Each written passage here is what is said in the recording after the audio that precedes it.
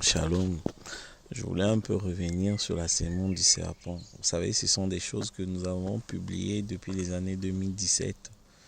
Donc, on suivait les traces du serpent depuis la Genèse dans le jardin d'Éden. Il fallait qu'on puisse retrouver le même serpent au temps de la fin. Et lorsque nous avons suivi les traces du serpent, on a croisé Jésus-Christ. Il était là sur le passage. On a dit que non, Jésus-Christ, c'est lui le serpent qui était dans le jardin d'Éden. Moi, il y a eu des gens qui se sont séparés de moi, les gens ne me parlaient plus. Vous voyez? Mais comment on peut dire que Jésus-Christ est le serpent qui était dans le jardin d'Éden? Mais sauf que malgré que les Écritures, on vous a montré, il a dit que comme Moïse éleva le serpent, le Fils de l'homme sera élevé de la même manière. Ils ont dit non, ça, c'est pas suffisant. Et je dis, mais comment, si Jésus-Christ est devenu le serpent, comment William Marion Branham peut dire que le Jésus-Christ là, c'est lui, il croit en ce Jésus-Christ? Mais c'est faux, parce que William Marion Branham ne prêche pas le Jésus-Christ de Galilée. William Marion Branham prêche le Jésus-Christ, le Saint-Esprit, la colonne de feu. Donc lui, quand il a dit qu'il a prêché comme Paul. Paul n'a jamais vu Jésus-Christ de Galilée. Le Jésus-Christ dont il parlait, c'est la colonne de feu. Et après, les gens ils disent, mais oui, mais Jésus-Christ est devenu la colonne de feu. C'est William Marion Branham qui dit. Déjà, c'est faux, c'est pas William Branham qui le dit, c'est la Bible qui le dit. Et le Jésus-Christ qui est devenu la colonne de feu, c'est pas l'homme de Galilée. Quand on dit que Jésus-Christ est devenu la colonne de feu, c'est le verset où Jésus-Christ dit, je suis venu du Père et je retourne au Père. Or, dans Jésus-Christ, il y avait deux personnes qui parlaient. C'était le Père qui parlait, la colonne de feu, et Jésus-Christ qui parlait. Celui qui est venu du Père, qui s'est retourné au Père, qui est redevenu la colonne de feu, c'est le Père lui-même. C'est Dieu lui-même, c'est la colonne de feu, le Logos. C'est ça qui était venu du Père et sorti du Père, qui est venu parler à travers Jésus. Donc le fait qu'il parle à travers Jésus, donc c'est ça devenir chair. Que Jésus et la colonne de feu étaient devenus un. Ça ne voulait pas dire que Jésus était devenu la colonne de feu, non. Parce que si vous voulez juste, William Marion Branham disait, il explique, ça veut dire que c'est la colonne de feu qui parlait à travers Jésus. Voilà le verset où dit que moi, le Père, nous sommes un. Je suis venu du Père, je retourne au Père. C'est Jésus-Christ qui est redevenu la colonne de feu. Ce n'est pas l'homme de Galilée. William Branham ne prêche pas l'homme de Galilée. Il prêche la colonne de feu. C'est ce qu'il faut dans la brochure, ce qu'il faut pour triompher de toute incrédulité. Du 29/07/1960, paragraphe 21.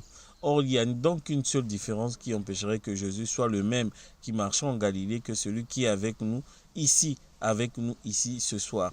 Dans chacun de nous. Maintenant, rappelez-vous, le Jésus dont je parle, c'est la troisième personne qui est le Saint-Esprit, lequel qui est en nous, Dieu en nous. Amen. Le Jésus dont il prêche, c'est le Saint-Esprit. Jésus-Christ n'est pas le Saint-Esprit. Parce qu'au temps de Jésus-Christ, le Saint-Esprit n'était pas venu. Le Saint-Esprit, c'est le Père de Jésus-Christ. Et Jésus-Christ ne peut pas être le Saint-Esprit s'il ne sera son propre Père. Bref, on voulait juste montrer quel est le Jésus-Christ où William Marion Branham parle. Ce n'est pas l'homme de Galilée, ce n'est pas le serpent dont il parle. Il parle de Jésus, le colonne de feu, le Père lui-même, le Saint-Esprit. Parce que le Père aussi s'appelait Jésus. Parce que Paul l'a croisé. En partant dans le jardin d'Éden. Mais vous savez que le serpent dans le jardin d'Éden, il n'était pas Satan. Dieu n'a pas créé Satan. Il était innocent comme toi, comme Jésus-Christ. Il est devenu Satan. C'est quand Dieu a précipité le diable, l'ange de lumière sur la terre. C'est là où il est venu s'incarner dans le serpent. Or, avant cette incarnation, le serpent n'était pas Satan.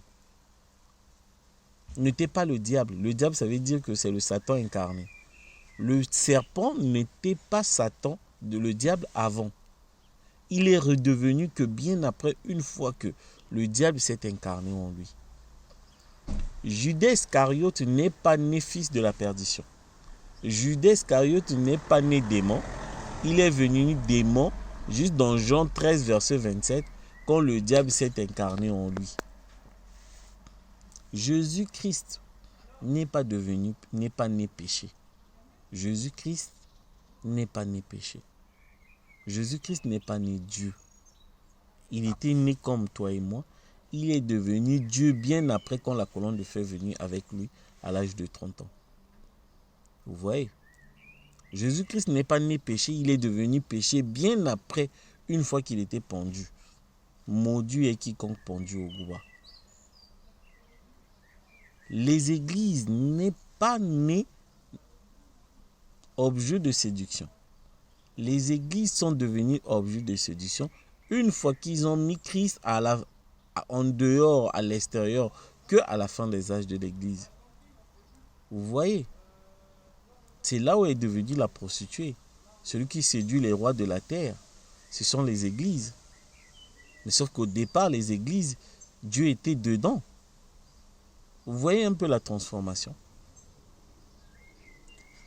Le serpent dans le jardin d'Éden, c'est lui qui a fait rentrer le péché. Et sauf que Dieu devait utiliser l'antidote pour le péché qui a été entré dans le jardin d'Éden. L'antidote, c'est toujours la même personne. William Marion Branham dit, sa grand-mère disait qu'on soulage la morsure.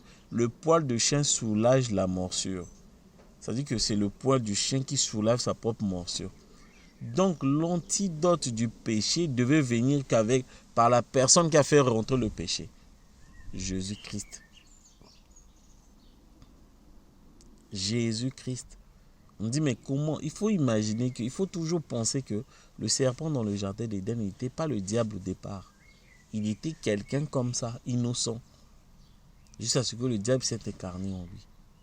C'est la même personne, ce qui s'est passé avec Jésus-Christ. Il n'était pas Dieu au départ. Il est devenu Dieu bien après. Vous voyez? Mais c'est la même personne. L'homme de Galilée.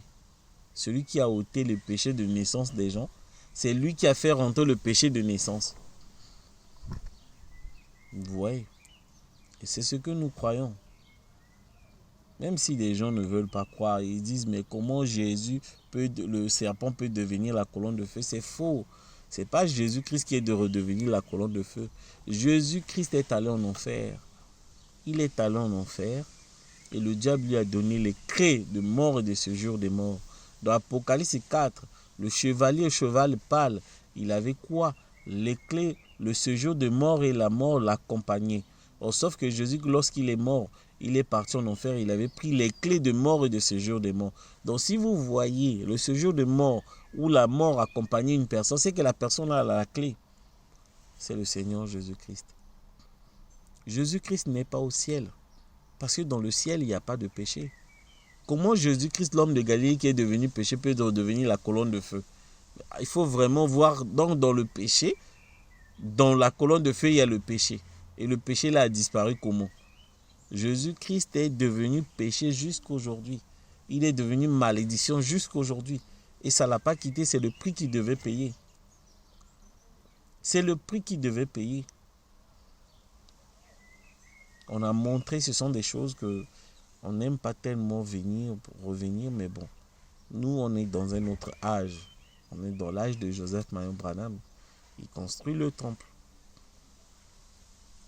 Il réunit les 144 000 au son de la trompette. Les aigles se rassemblent. Le rassemblement, c'est la trompette. Voilà notre message aujourd'hui. Parce que la chose la plus glorieuse, c'est prêcher la parole de ton jour, qui concerne ton jour. Et Jésus-Christ, le diable, c'est des choses qu'on parlait depuis 2017. Et aujourd'hui, nous sommes dans un autre âge, on parle d'autres choses. Mais ça n'empêche pas de revenir de temps en temps pour montrer à ces pasteurs-là qui ne connaissent pas les Écritures. Ils ne connaissaient pas lequel est le Jésus-Christ où William Marion Branham parlait. Ce n'était pas l'homme de Galilée, c'est le Jésus-Christ qui est en nous. C'est-à-dire que la colonne de feu, le Christ en nous, l'espérance de la gloire, ce n'est pas l'homme. Le Christ là, ce n'est pas le Jésus-Christ de Galilée loin. C'est le Christ là, veut dire le Saint-Esprit en nous. C'est que Paul prêchait. Donc vous voyez, moi j'ai suivi ces passages. Lorsque vous ne connaissez pas le sujet, laissez, ne faites pas du genre à vouloir contredire des gens sachant que tu ne connais rien. Malgré que tu bouffes des dîmes là, tu bouffes les 10 000 offrandes qui te font grossir et tu penses que non, tu connais la parole. Et tu as le droit de répondre. Quand tu ne connais rien, tu te tais. La sémence du serpent. On a vu le passage. Et au temps de la fin, l'homme de Jésus-Christ est là sur la terre. On a montré que Jésus-Christ est à la Maison Blanche. Il est là-bas. Et Jésus-Christ est vivant aujourd'hui. Et sous forme de physique, avec des pieds et des mains. Parce que Martin l'a croisé. Martin a vu Jésus-Christ. Martin l'a vu. Hein? Il l'a chassé. Parce qu'il était devenu le diable. Sauf que Jésus-Christ devait avoir le royaume, tous les royaumes. Il avait le royaume démoniaque. Il avait d'abord le royaume politique. Après, il a eu le royaume démoniaque. Quand il est parti en enfer, le diable lui a remis les clés de ce genre de ce jour des morts et de la mort. Il lui restait le royaume ecclésiastique, les églises. Et quand les églises ont mis Christ à l'extérieur de l'église, ils ont choisi un autre mari. Mais sauf que le mari qu'ils avaient choisi, c'est Jésus-Christ de Galilée. On a montré. C'est cet homme-là.